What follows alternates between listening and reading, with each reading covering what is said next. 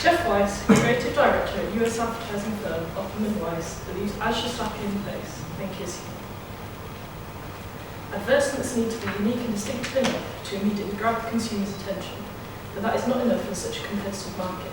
It needs to kiss you, appeal on a deeper level so that the image remains the consumer's thoughts, longer than the thousands of other images that are seen every day.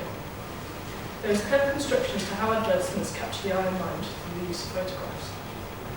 Over the course of the 20th century, advertising photography shifted from hand-drawn artwork to photography, which would be much more suitable for advertising's mission. A photograph captures a moment of reality, therefore within advertisements, serves as evidence for the product being sold. They are powerful tools which can both attract attention and give information. They can stop you and talk to you. Photographs give a tone, a feeling, an attitude. The consumer can absorb the information of photographs by observing, listening, and appreciating the essence it is captured, and understand the message being communicated. However, as photography has become more dominant in advertising, it has led to the question of truth. Photographs and advertisements can be manipulated in various ways, such as creating a narrative and appealing to the consumer emotionally to make something more desirable.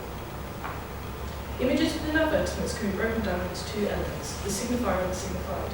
The signifier is the subject of the photograph, whilst the signified is the meaning implied through those aspects. In image music text, Roland Barthes, theorist of semiotics, stated that image is penetrated through and through by the system of meaning, in exactly the same way as man is articulated to the very depths of his being in distinct languages. A photograph is not just a shot of a moment, a photograph is a unity of components, each rich with connotation. The volume of meaning determined through the signifier and signified in the image is what makes photography so powerful for advertising. The key to any advertisement is the visual imagery, which is full of symbolic properties that the advertiser intentionally includes in the hope that the consumer will find it significant and become enticed. It is within the role of the photographer to represent these symbolic properties aesthetically, to engage the consumer and sell the product. Paul Messerich, professor at the Annenberg School for Communication, explains by publicly linking a product with a certain image, the ad makes it possible for users of the product to draw on that link as a means of making public statements about how they themselves wish to be viewed. By using photography, it allows a product to create a persona that appeals to the consumer and encourages them to purchase it, associating themselves with this fabricated identity. This can be seen through the Lynx Excite deodorant advert created by advertising agency BBH and photographed by Cody Burridge. In the photograph, there is a beautiful young woman with wings and a halo in her lap, signifying the stereotypical image of an angel. The composition of soft, heavenly light shining down on her contributes to the innocent angelic representation. The shot composed inside a dark bedroom, combined with the caption that even angels will fall, insinuates by wearing this Lynx deodorant the consumer will be able to sexually attract such a female. As she holds the halo in her lap, it implies a fallen angel, a good girl gone bad, an angel willing to lose her prominence for a male wearing this deodorant. It also suggests the consumer would adopt a godlike image. These symbolic properties connect the product with an image, allowing the consumer to see what they want and how they can get it, ultimately resulting in the selling of the brand. David Ogilvy, an advertising executive known as the father of advertising, shared that research has shown that photographs with an element of story appeal are far above average in attracting attention. Signifiers and signified are used to create a narrative for photographing an advertisement, capturing the consumer and telling an inviting story, making them desire their product or service.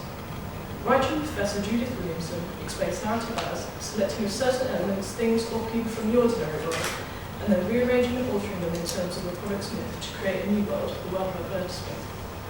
The new world of advertisement is a myth. However, despite it being an untrue story, it serves the purpose of suggesting reality to the consumer to recognise and relate to, whilst creating an elaborate yet intimate image that invites the viewer to almost imagine a story rather than just see the objects in the shot. If the consumer were to just see the object in the photograph, it would become another brand of something they have seen before. However, by connecting it to a story, it makes it more exciting, attractive, and also adapts the product to real life. The photograph allows the consumer to see it in an authentic situation, enabling the viewer to immerse themselves into that reality and imagine themselves using the product, making them more likely to purchase it. An example of use of narrative in a photographic advertisement is the 2014 Silver King Hairspray advert. Celebrating its 90th anniversary, Williamson commented that the ad is clearly designed to catch on the multiple war commemorations and celebrations of 2014. The advertiser has used the centenary of World War I start and the 70th anniversary of D-Day World War II to set the scene for the photograph in the Hairspray advertisement. by attaching the narrative of a street party celebrating the end of the war parallel to celebrating 90 years of standing the nation. There are various signifiers throughout the photograph that contribute to the connotation of celebration, created through the composition of the shot, including fly past flags and smiling neighbours. By connecting it to war, this constructs as a ground for the consumer to understand and relate to the event they know. This ground acts as a level for the consumer because if they can comprehend the logic of the advertisement, then they will feel the product is suited to them, hence purchasing the item. William Reedy, senior editor of Eastman Kodak Company, clarified to set a mood, an illustration must have a certain degree of logic. It should be simple enough to be understandable, and above all, it should be visually pleasing, to encourage the eye to linger. One cannot tell his story if the guest refuses to stay around long enough to listen. The photograph makes the narrative associated with the product seem real. Although some of the story in the photograph of the Simkiss advert is factual, there were celebrations when the war ended, it has no significance to the use of the hairspray. Therefore, the advertisement does not represent the truth. As Williamson says, this jumble of people and symbols has been constructed not to give any sense of a plausible photograph, but merely to assemble the elements required for the meaning of the ad. They have been put together to create a narrative for the advertisement that will appeal to the consumer and make them buy the product. As previously mentioned by Williamson, various aspects of the real world are reorganised to create the advertising world. Messerich builds on this by arguing the fact that images can reproduce the appearance of reality also means that they can call forth a variety of pre-programmed emotional responses. With the real world comes real emotions, and as the consumer can understand the logic of the narrative created in the advertisement, it also means that they will connect with the emotions the advertisement wants them to feel. By involving emotions, it also adds to the relationship between the consumer and the product. Williamson considers how advertisements initiate the promise of evoking pleasure. The consumer buys into that idea of pleasure, and the advertisement is the tool that persuades and suggests that, making him buy the product and result in profit for the company. This promise of evoking pleasure can be seen through the Diet Coke advert created by PETC London and photographed by Jonathan Rolls. In the photograph, there is a torso of a male holding a pack of Diet Coke cans. The composition of the image frames just the model's body rather than the face, so the consumer connects with the desirable body rather than the personality. By capturing his six-pack, it acts as a signifier for pleasure. The consumer will find this attractive as the male body looks sexy. The bright light used to illuminate the image implies a hot summer's day. As condensation trickles down the cans and sweat glistens on the torso, it suggests both a drink and body are refreshing, again evoking pleasure. The consumer could also find it appealing as a hinted connotation suggests they can drink Diet Coke and have a body that looks like the one depicted. This works successfully as it connects the consumer by initiating a pleasurable emotion of desire. Whilst advertisements are created for a mass market and seen everywhere, every day, another technique used by adverts is making consumers feel targeted as individuals. Dean Saunders, freelance journalist and photographer, believes a good ad leaves you wondering how the advertising knew so much about you. If the consumer feels as if the advert is specifically tailored to them and their needs, they will feel more inclined to purchase the product. Margit Growell, art historian and independent curator, states the potential customer or consumer must identify this imagery instantly as an object of urgent desire and pleasure to be possessed.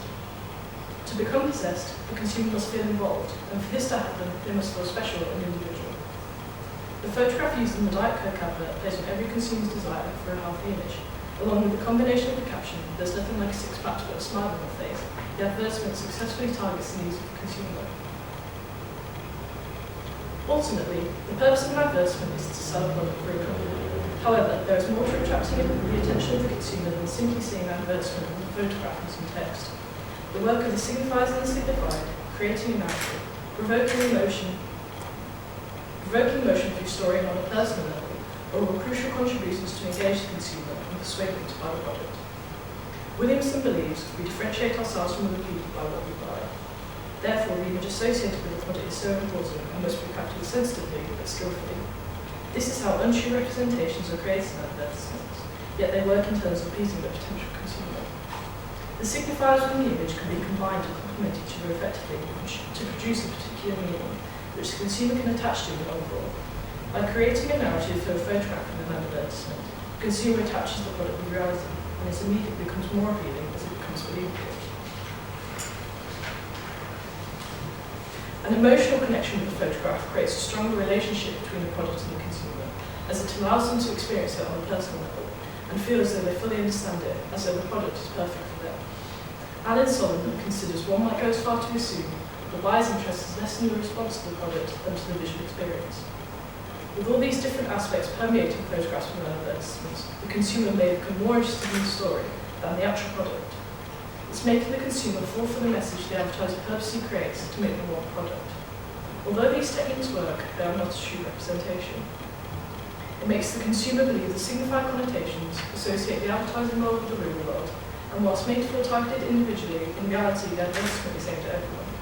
The consumer is defining themselves to use purposely manipulated photographs within advertisements, when in reality their purpose is to just sell products and create a profit.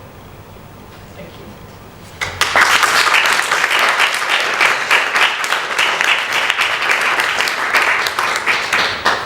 Do we have any questions?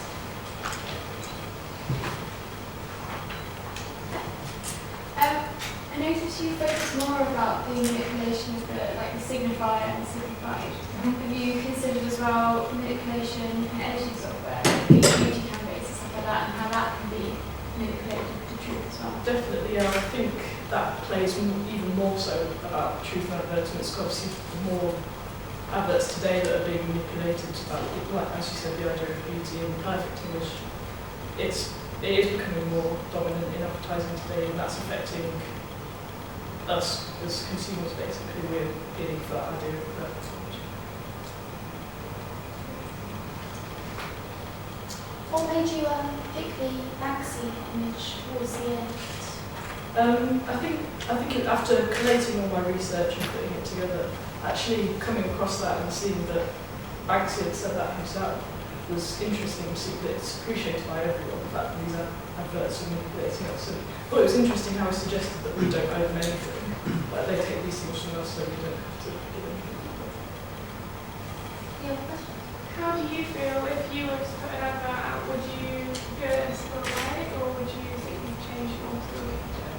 I think so, because although it's not a true representation, it's selling the product. If the product was being promoted, then maybe you'd be more likely to actually show its true representation. Whereas while you're trying to sell it, you're trying to make it look as best as it can possibly be to obviously result in a profit. Any other questions?